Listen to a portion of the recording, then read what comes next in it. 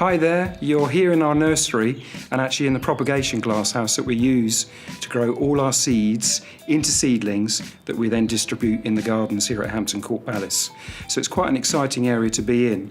What I'm going to do is to take you through the process of pricking out these young seedlings and putting them into pots.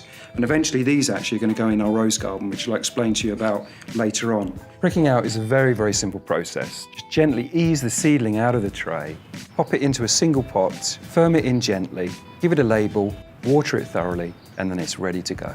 Today, the seedlings that I'm going to be pricking out are helichrysums, eventually be planted in our rose garden. So first of all, we've got our seedlings, our young plants.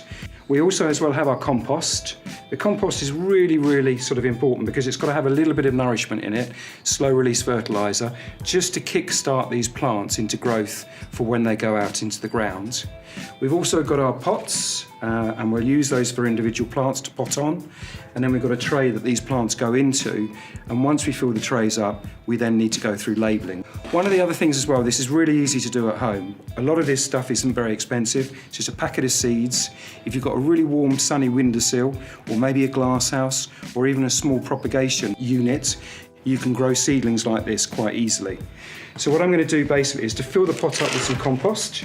Make sure it's level, and also as well firm, just gently with your fingers. And then all you want to do is to use either a dibber, I use a pencil, that's why I keep it tucked behind my ear.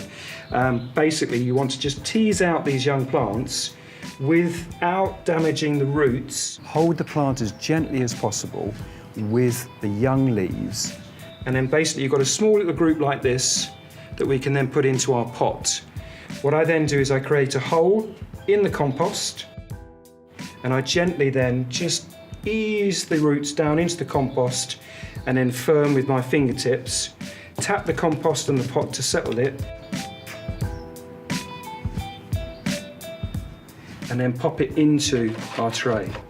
And as I said to you earlier on, we've got a label here, which I produced when we were actually sowing the seed, to tell me what these plants are, and also as well where they're going. And as I said, these are going in the rose garden here at Hampton Court. So what you'll be able to do is come along in the next 2 or 3 months, so June, July, August, and into September, and you'll be able to see all of these young plants that we've grown in flower in the rose garden.